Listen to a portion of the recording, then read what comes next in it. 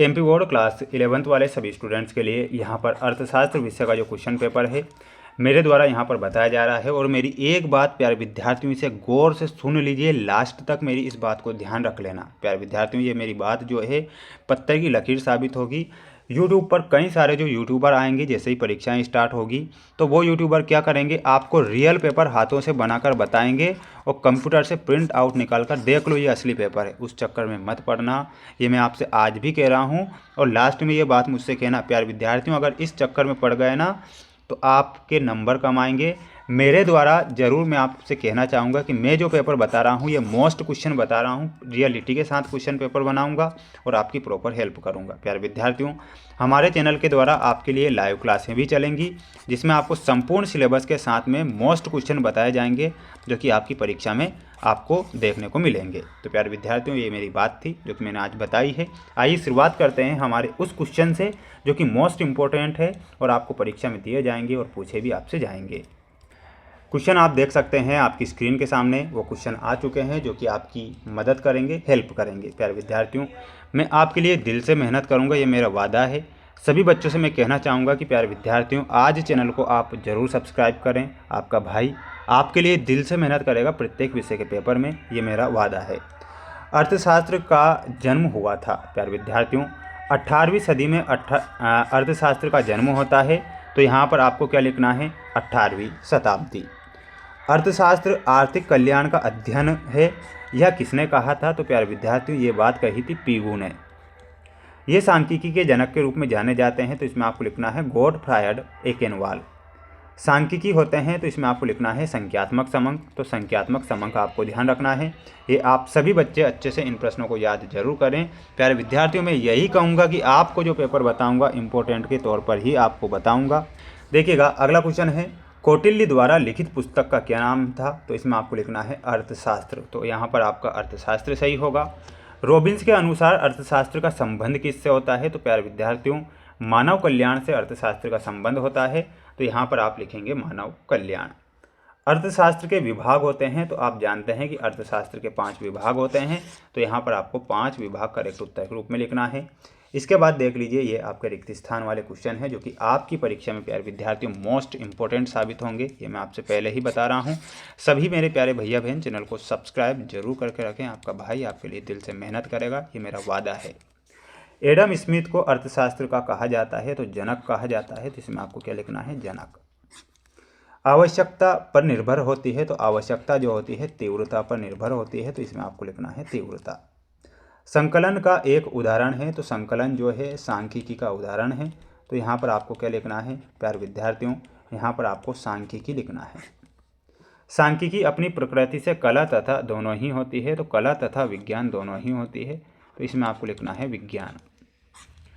जब कभी 6 अर्थशास्त्री इकट्ठा होते हैं तो उनके कितने मत होते हैं? तो प्यारे विद्यार्थियों 7 मत होते हैं, तो आपको 7 लिखना है। पीगू के अनुसार अर्थशास्त्र कल्याण का अध्ययन है, तो प्यारे विद्यार्थियों आर्थिक कल्याण।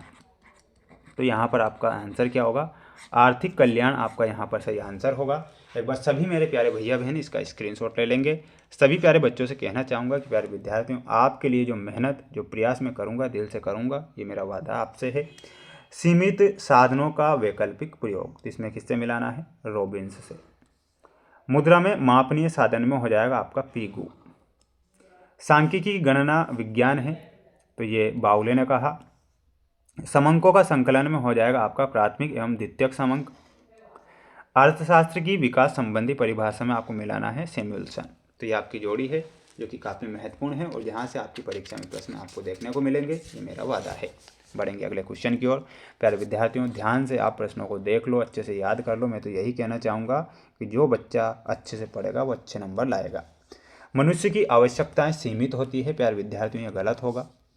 अर्थशास्त्र के सिद्धांत नामक पुस्तक पीगू ने लिखी थी, तो ये गलत होगा। सांख्यिकी समक संख्यात्मक समंक होते हैं, ये सत्य लिखना है। सट्टा व्यापार में सांख्यिकी महत्वपूर्ण नहीं है, ये असत्य होगा। अर्थशास्त्र के नियम सार्वभौमिक होते हैं।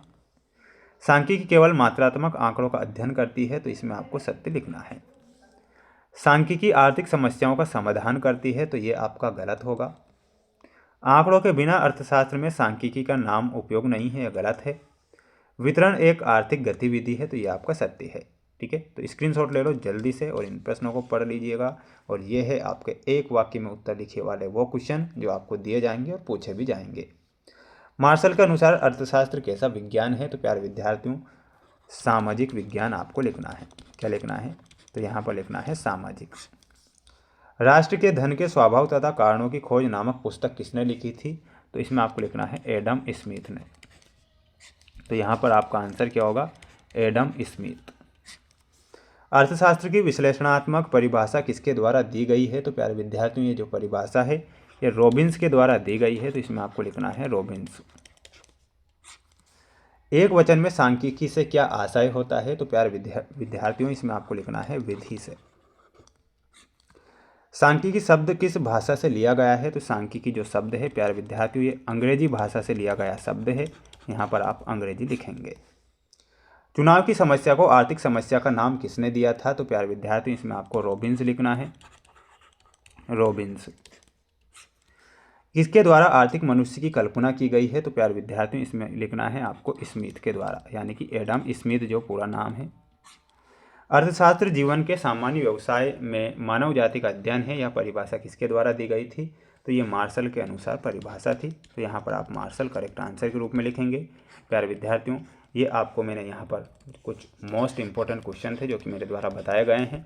सभी बच्चों से कहना चाहूँगा कि प्यारे विद्यार्थियों, चैनल को सब्सक्राइब जरूर करें। मोस्ट इंपॉर्टेंट क्वेश्चन के लिए सभी प्यारे विद्यार्थियों को मेहनत करना है।